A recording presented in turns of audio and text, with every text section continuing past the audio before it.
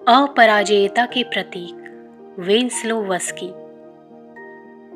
एक ऐसा व्यक्ति जिसे डॉक्टरों ने अपाहिज मरीजों की गाड़ी इस्तेमाल करने की सलाह दी थी।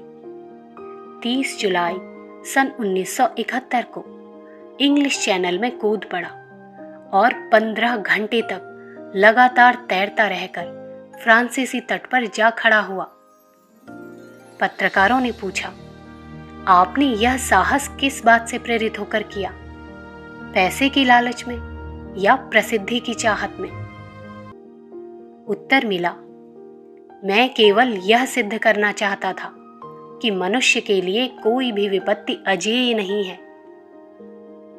यह तैराक थे चेकोस्लोवाकिया के प्रसिद्ध खिलाड़ी वेंसलोवस्की, जिसने जन्म के समय पुष्ट और स्वस्थ शरीर पाया था, परंतु दुर्भाग्य ने उनसे उनका स्वास्थ्य और सामर्थ्य छीन ली। वे मुक्केबाजी में अनुपम खिलाड़ी थे और यह विश्वास किया जाता था कि शीघ्र ही वे ओलंपिक खेलों में अपने देश का मस्तक ऊंचा कर लेंगे। अभ्यास के दौरान सन 1951 में उन्हें ऐसी सख्त चोटें लगी जिनके कारण वे 6 महीने तक पक्षाघात के शिकार रहे और पूरे 12 माह तक प्लास्टर में बंधे पड़े रहे। स्वास्थ्य सुधरा तो अस्पताल से छुट्टी लेकर जैसे ही घर की ओर चले, राह में एक मोटरसाइकिल से टक्कर हो गई। घर के बजाय पुनः अस्पताल जाना पड़ा। सफेद बिस्तर पर सफेद प्लास्टर से फिर बंधे रहना पड़ा। इस बार हालत इतनी खराब थी कि डॉक्टरों ने उनके जीवन की आशा ही छोड़ दी, परंतु उनके जीने की आकांक्षा मौत से भी अधिक प्रबल निकली और वे ठीक हो गए। अस्पताल से छुट्टी मिली तो डॉक्टरों ने खेलने कूदने से मना कर दिया और पूर्ण स्वस्थ होने के लिए दीर्घावधि तक पंगु मरीजों की गाड़ी इस्तेमाल करने को कहा।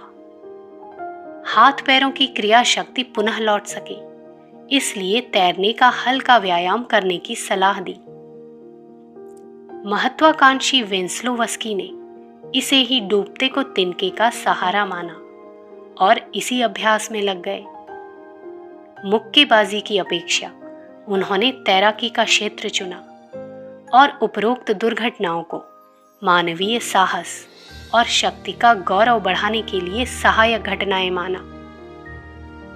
दुर्घटनाओं से पहले देश का मस्तक ऊंचा करने का लक्ष्य था और दुर्घटनाओं के बाद मनुष्य की सामर्थ्य और शक्ति की मिसाल कायम करना लक्ष्य बना। उन्होंने इंग्लिश चैनल पार करने का संकल्प लिया। 6 सितंबर सन 1970 को वे पहली बार चैनल के फ्रांसीसी तट से कूद पड़े, परंतु 12 घंटे तक तैरते रहने के बाद वे अचेत हो गए। वे ब्रिटिश तट से 6 मील दूर ही रह गए थे। देखरेख करने वाली नौकाओं ने उन्हें निकाल लिया। वे पराजित होकर लौटे, परंतु सफलता मिलने तक पुरुषार्थ करने वालों के लिए पराजय उस मील के पत्थर की तरह है जो मंजिल को निरंतर करीब इंगित करती जाती है। उन्होंने घोषणा की कि वे अगले वर्ष फिर प्रयत्न करेंगे। डॉक्टरों और मित्रों ने इस बार बहुत मना किया, परंतु वे किसी की बात माने बगैर पोलैंड के बाल्टिक सागर में अभ्यास करने लगे।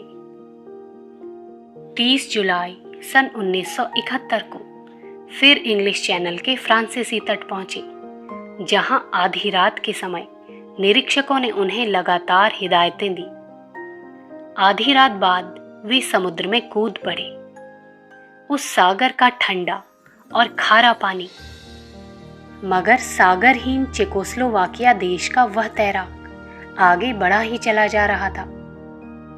15 घंटे 26 मिनट तक लगातार तैरकर वे ब्रिटिश तट पर जा पहुंचे और आनंद विभोर होकर इतना ही कह पाए, मनुष्य अपराजेय है, क्योंकि अपने आनंद को व्यक्त करने के लिए इसके अतिरिक्त उनके पास कोई अन्य शब्द नहीं थे। संदर्भ पुस्तक मनोबल के धनी व्यक्तित्व, भाग 1। लेखक पंडित श्री राम शर्मा आचार्य जी।